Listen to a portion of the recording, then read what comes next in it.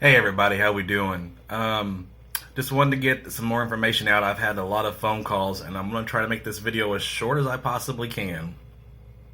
But we got to cover two fairly important issues, and it might take a little while. I'm going to send this along with an email with all the same information in the email, though. The two things we're going to talk about today is the COVID rules right now and what's going on during the holidays, and QuickBooks Online conversion. First, let's handle the COVID situation. I've got lots of lodges that are calling me, asking me what can they do and not do. Regular operations in the social quarters. We're out of stage 5. The state's letting us be full capacity. The only stipulations are people have to wear their mask when they're up and moving around. Employees and staffs and volunteers should all be wearing masks. The bar rail can be at 100%. Your seating capacity can be at 100%. The one stipulation, of course, is that you have to allow for social distancing, so 6 feet in between tables. So that may actually keep you from being full capacity. It's kind of a catch-22. You know, if all the tables are spread out, there may not be room for all tables. So that's kind of an issue. But in general, we can be at full capacity. I know, again, we're having lots of questions about, we're in orange or we're in red status and what's going on. The state, again, says that you can be at full capacity.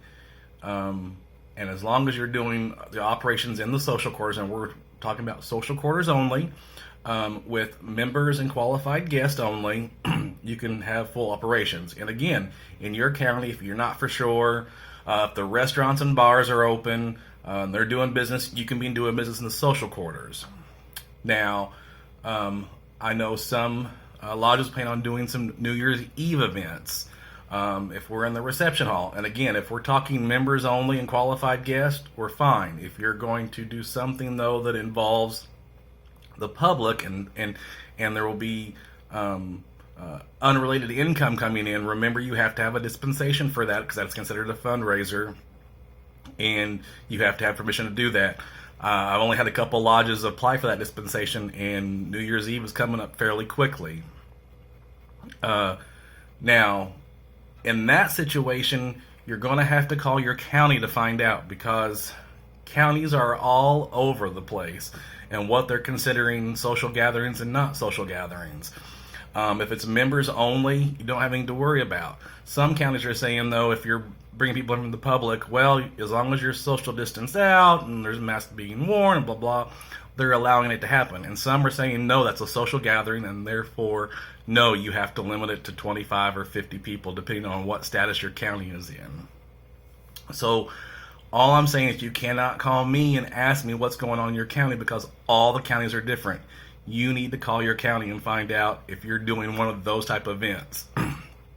Also, when it comes to bingo and things like that, the Indiana Gaming Commission has said that they're not considering bingo and those type of events as social gatherings. The reason why they say is because you can come in with mask on, people are social distancing out, they can be at separate tables if they want to be. But we have counties saying different things.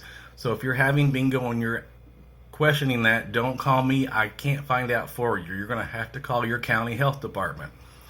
Some county health departments have talked with the Indiana Gaming Commission and got it cleared up and are fine. Others are saying no, or we don't care what the Indiana Gaming Commission says. We're considering a social gathering and not allowing it to happen. The Indiana Gaming Commission can't come and overwrite them.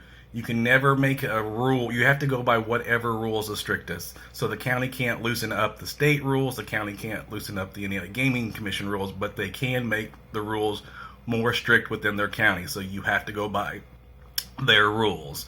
It's unfortunate. It just is what it is. So that kind of covers what's going on with COVID.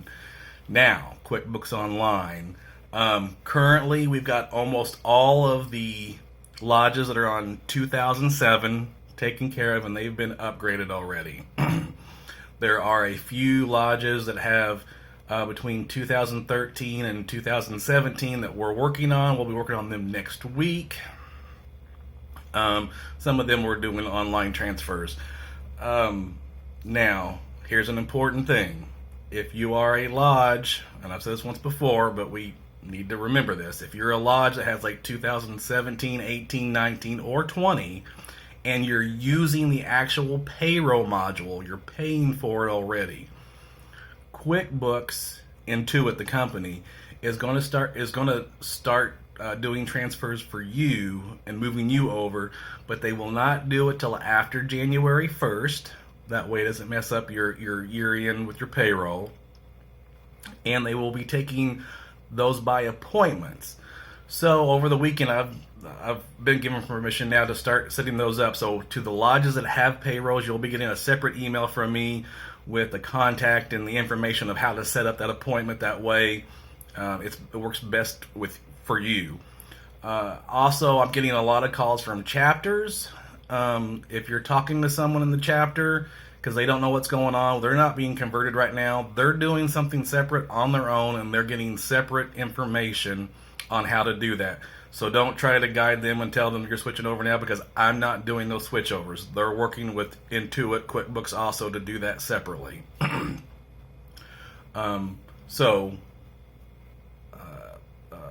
That pretty much does most of that. Now, I will say this in this email I'm going to include, because I don't know much about QuickBooks Online. I've just now been getting familiarized with it also because they've been pushing this so quickly. Adam East, he's a financial review specialist from Moose International, and he's doing some Zoom meetings. I did his tonight, took it, and it covers a lot of the new QuickBooks Online information. He did an excellent job at it. He's going to do several more classes. In this email that I'm sending along with this, we'll have the dates and times, the meeting password, and the meeting number will be included in that.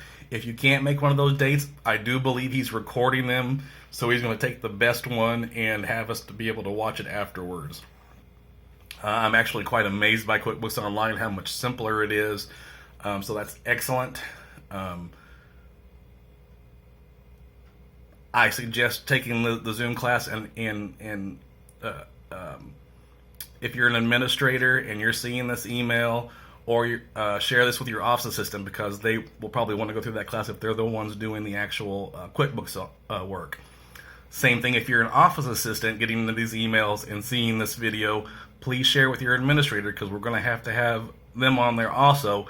They need to know at least the basics. Hopefully I kept that under time. I can't see the time, so hopefully I didn't take very long. Again, you guys, I thank you for everything you're doing. It's been a rough year. Let's get 2020 past us. Most lodges are doing okay to getting by. I appreciate everything that you do. Take care, guys. Bye-bye.